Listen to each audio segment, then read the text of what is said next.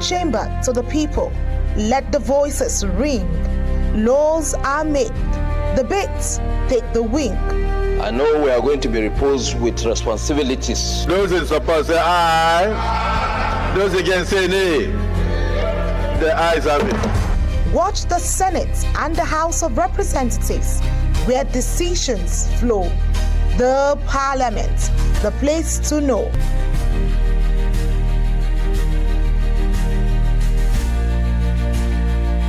The Parliament, see power at play.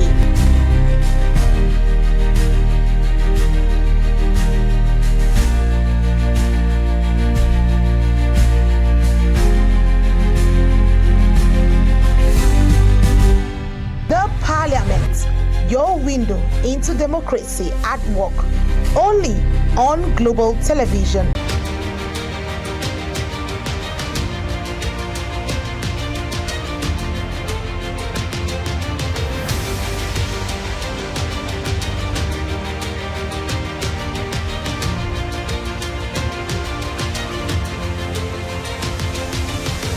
Hello and welcome to your parliamentary program, The Parliament, which deliberates on legislative policies from the chambers of the National Assembly to the voices shaping Nigerians' democratic journey.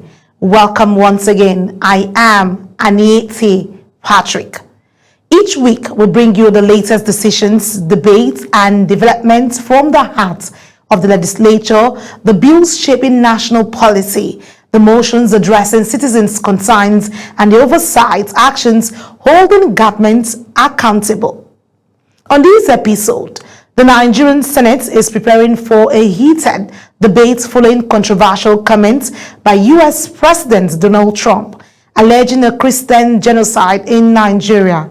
Lawmakers say the issue is too sensitive to ignore, but must be handled with caution. The upper chamber has signaled its intention to address the comments credited to U.S. President Donald Trump, claiming that Christians are being targeted in Nigeria. During plenary, President of the Senate, Godswill Akpabio, said the Senate will wait for the federal government to issue its official position before making any pronouncements.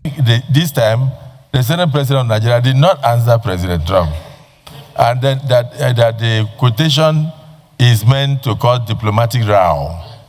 It is the presidency that will answer President Trump. And all Nigerians are doing their best in that direction. But who is that person that will go and ascribe a comment to the Senate President when he was never met? Akpabio stressed that he is not in a position to personally respond to Trump, describing the statement as one with many diplomatic implications. He also cautioned that Nigeria's security challenges must be understood from multiple perspectives, noting the importance of unity in a country as diverse as Nigeria. His remarks, however, drew a swift reaction from his deputy. I'm coming. Don't be scared. I can see. I said I'm not scared of Trump. I will say my mind. President of a country be scared? I'm a Nigerian. Nigeria is a sovereign nation. I'm a parliamentarian. I'm a deputy the president. I can speak on behalf of Nigeria. I'm not scared of Trump. But do not allow others to speak for you. Don't be scared of Trump. Get you something. can say your mind about Trump. Get something. We are a sovereign nation. But get something. Don't allow people to ascribe what you did not say to you. Did you wrong, but you didn't say it.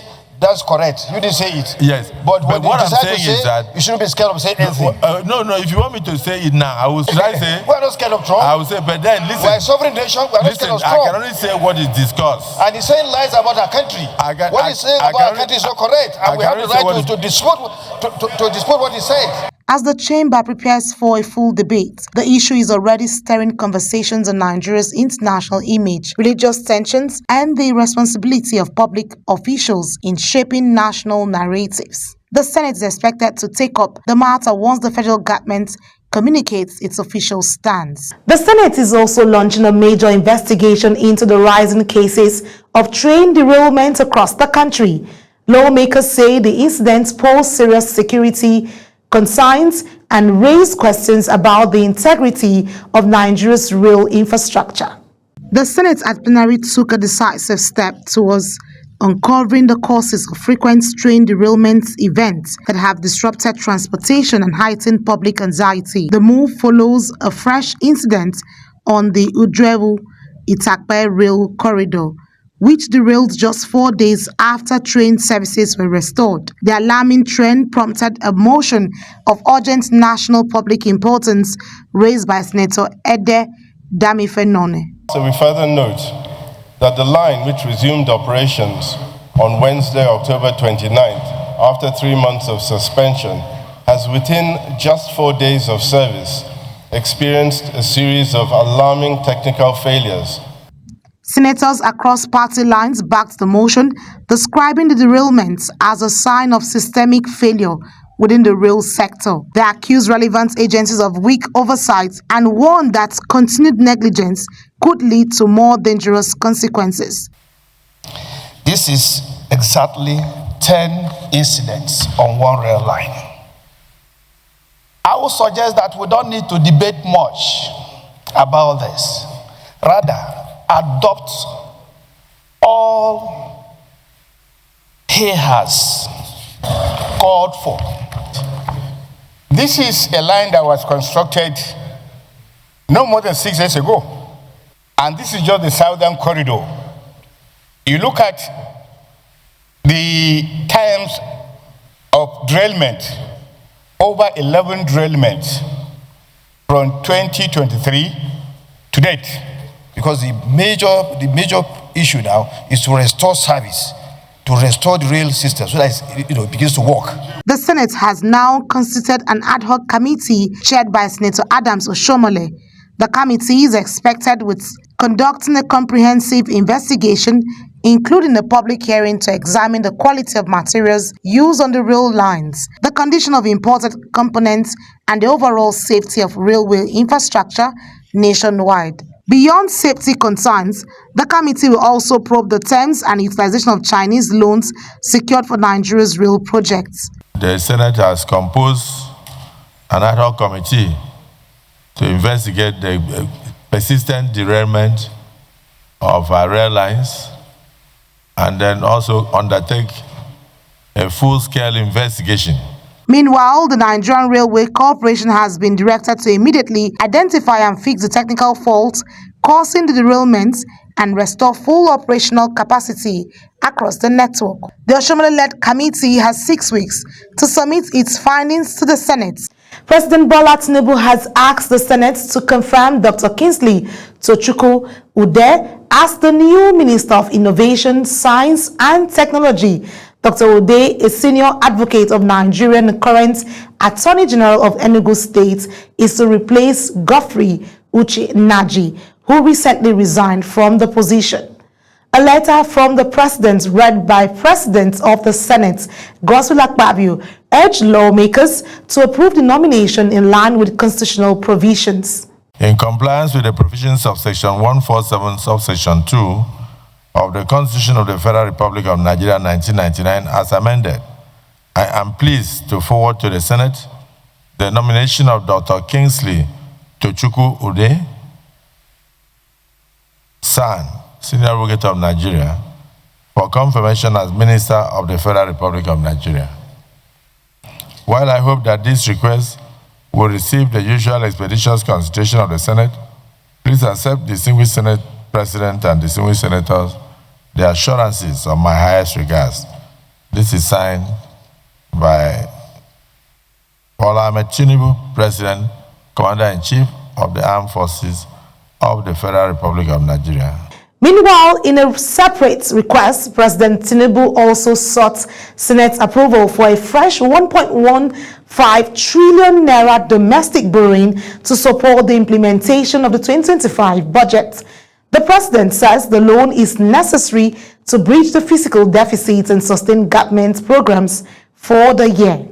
The request has been forwarded to the Senate Committee on Local and Foreign Debt, chaired by Senator Aliu Wamako, with 1 week to report back.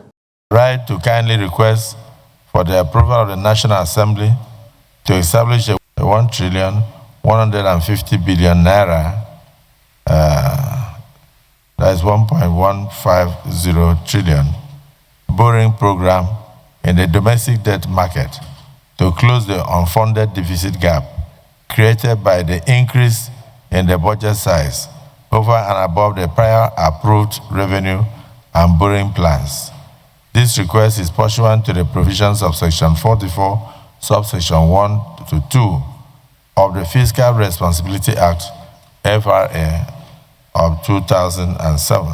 Meanwhile, the Senate has passed the bill for an act to amend the Abubakar Tafawa Balewa University to non-specialized university by removing the word technology to allow the university to run courses like law and other social sciences. This followed the bill sponsored by Senator Umar Shehu Buba Bauchi South, seeking for the amendment of the act that established the university from specialized university to non-specialized university in Abuja. Legislative effort addresses access issues and regional development, especially in Bauchi State, which currently lacks a conventional federal university. A bill titled the Abubakar Tafawa Balewa University Amendment Bill 2025 SB 910 was sponsored by Senator Umar Buba to amend the institution's funding law. The objective of this bill are to, one, make it a conventional university, empower the university to offer courses and conduct research in all academic disciplines. While we are trying to open up, because this is just opening up more opportunities for social sciences and arts in our universities. The government can no longer fund the technological aspect squarely. After extensive debates, the proposed legislation passed for second reading and was referred to the Senate Committee on Tertiary Education. To remove the word technology from its name and make it a non-specialized university, and for related matters 2025 SB 910, second reading taken. Meanwhile, the Red Chamber has taken a major steps towards strengthening worker protection with the proposal of a crucial social security bill. The legislation, which aims to create a unified framework for social security management, receives its second reading on the floor of the Senate. The bill seeks to harmonize existing laws, eliminate overlapping functions, and streamline social security administration across Nigeria. It is set to repeal the current Nigerian Social Insurance Trust Fund Act and the Employees Compensation Act. Leading the debate on the general principle of the bill, the sponsor of the bill, Senator Oluwole Cyril, highlighted the importance of this legislation. Retirement and other contingencies that may threaten their livelihood. The objectives of the bill are to harmonize existing laws by consolidating the provisions of Nigeria's Social Security Trust Fund Act and the Employees Compensation Act. Supporters of the bill further emphasized that although current benefits included medical expenses, disability payments, and survival benefits, there have been challenges such as delayed disbursements and employer non-compliance. This bill, I will say, for those who understand workers' compensation, will not need much debate because it is coming at the time that innovations are coming. Are dealing with compensations and claims by workers in Nigeria. So there will be no need operating these two acts side by side. They argued that the new legislation would strengthen enforcement mechanisms, ensuring that employees receive prompt and fair compensation. I think what this bill seeks to see, or I'm convinced what this proposed bill seeks to achieve, is to eliminate those conflicts at the level of management. The bill has now been referred to the Committee on Employment, Labor and Productivity, which is to report back in 4 weeks. This legislation marks a vital step towards modernizing Nigeria's social security scheme, promising broader and more sustainable protection for all workers. Let's take a breather here, and on the flip side, we'll look at more unfolding of legislative proceedings at the Green Chamber before its adjournment.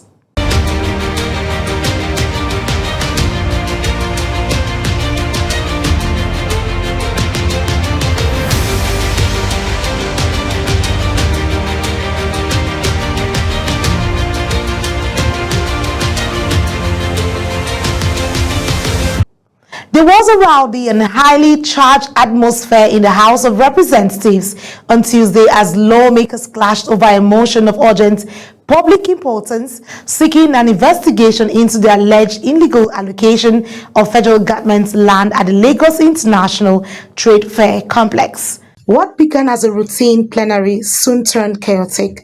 Tension rose when lawmaker Ademoyi Kuyi sought to present a motion of urgent public importance on alleged illegal land allocations at the Lagos International Trade Fair Complex. This is a motion of urgent public importance on the need to investigate the illegal and the criminal allocation of federal government land at the Lagos International Trade Fair Complex. The motion immediately drew opposition from some members who argued that it failed to meet the criteria for urgency, which typically involve loss of lives or destruction of property. The chamber descended into a rowdy scene, forcing Speaker Benjamin Kalu, who presided over plenary, to repeatedly call the House to order. Despite a heated exchange, the motion eventually passed, winning majority support. But the uproar resumed moments later as lawmakers raised fresh objections while the motion moved to its next stage. The speaker once again had to intervene to restore calm.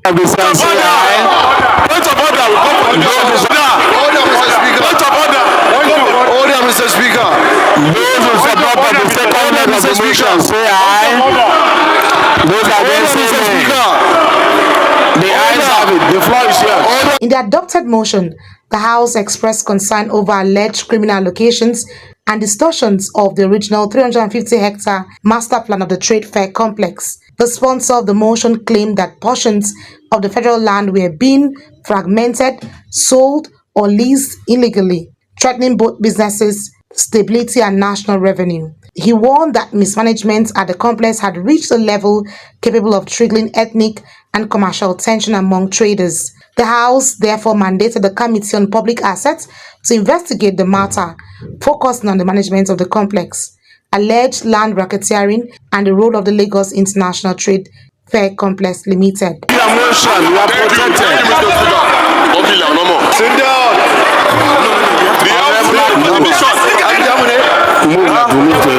But just when the chamber appeared to settle, another wave of commotion broke out after a member moved for an executive session, sparking renewed confrontation among lawmakers. The session later went behind closed doors, but the controversies over the Lagos Trade Fair land is far from over. The outcome of the investigation could determine the fate of one of Nigeria's largest commercial hubs. Debates in the House of Representatives as lawmakers tackled the lingering non-payment of local contractors and the slow implementation of the 2024 to 2025 budget.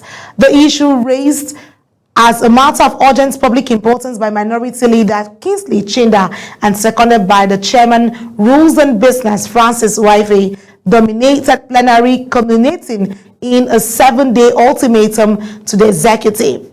The House of Representatives resumed plenary to the echoes of protests from local contractors gathered at the National Assembly gate. The contractors say they have completed projects since 2024 but have not been paid. Inside the chamber, Minority Leader Kingsley Chinda moved the motion citing the non-implementation of the 2024 to 2025 budget and non-payment of contractors, stressing that several promises from the Ministries of Finance and budgets have not been fulfilled despite presidential directives. Chinda reminded lawmakers that a high-level committee meeting led by the Deputy Speaker had extracted commitments from the Minister of Finance, the Minister of Budget, and the Accountant General, commitments that remained unimplemented. He warned that the hardships created by the delayed payments are worsening poverty and fueling tension across the country. The motion considered under Order 8 Rule 5 sought a firm resolution directing key financial agencies to clear all outstanding payments within 7 days and immediately accelerate implementation of the 2025 budget. Consequently, the House is urged to resolve that the Minister of Finance, Minister of Budget and Economic Planning, and the Accountant General of the country be given 7 days to make the aforesaid payments of all outstanding bills. The motion drew wide support. It was seconded by Francis Waife, Chairman of the Rules and Business Committee, and overwhelmingly adopted after multiple voice votes. The House also mandated its leadership to monitor compliance and report back within 1 week for what the Speaker described as further drastic legislative action if the executive fails to act. The contractors promised that during this work we will continue to demonstrate make this policy conducive for us and accessible. As the session wound down, Kabiru Amadu moved the traditional motion for adjournment, noting that the delays in budget implementation were at the heart of the tensions witnessed both inside and outside the chamber. Sitting parliament should adjourn for 1 week.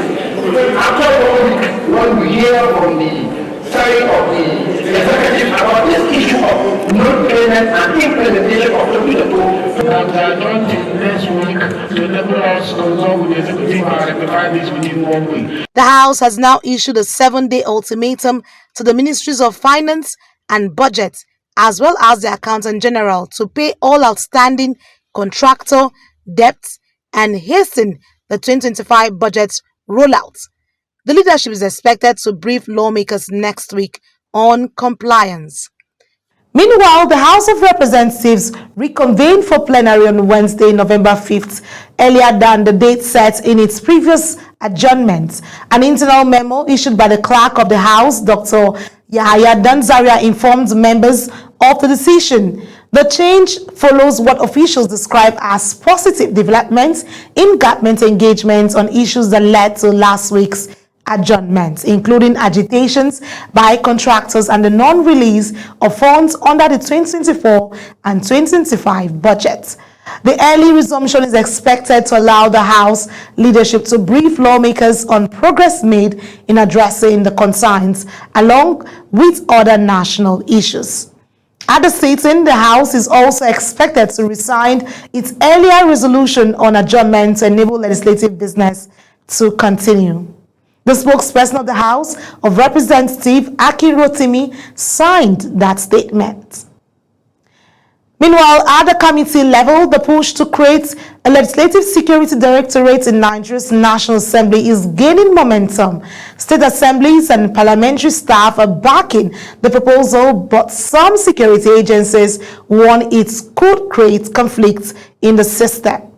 It was a day of mixed reactions at the National Assembly as lawmakers, security chiefs, and other stakeholders debated a new bill seeking to establish a special directorate to oversee parliamentary security. Chairman, House Committee on Internal Security, Garba Mohammed, says the bill aims to adopt global best practices in parliamentary security and safeguard the operations of the National Assembly. Effective security management needs a total approach that requires various elements to be integrated together in order to secure our environment for legislative procedure to function effectively and maximally.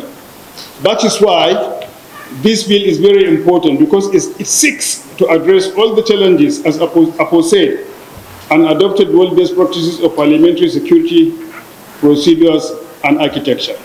But not everyone is fully sold on the idea. Representing the Inspector General of Police, AIG Emmanuel Aino, warned that a separate directorate may duplicate existing rules. The Nigerian Security and Civil Defense Corps also raised caution, citing systems in countries like the United States and Canada where police play the primary role in parliamentary security. Yet state houses of assembly are lining up in support, calling the proposal timely and necessary. At this very important point in time, we really need this piece of legislation to help and enforce, fortify, and improve our nascent democracy. The Parliamentary Staff Association of Nigeria also declared its full support. On concerns over whether the new corps would bear arms, the National Assembly Sergeant-at-Arms says only trained officers would be permitted. The Sergeant-at-Arms shall be involved in the recruitment process of all personnel of the Directorate in terms of training, sensitization, and induction, bearing in mind paramilitary nature of the duties expected of such personnel. The committee is expected to review all submissions before presenting the bill for further legislative action as the debate continues on how best to secure Nigeria's parliament. The House of Representatives is also pushing forward with reforms to digitalize the registration of births, deaths, and other vital events across Nigeria.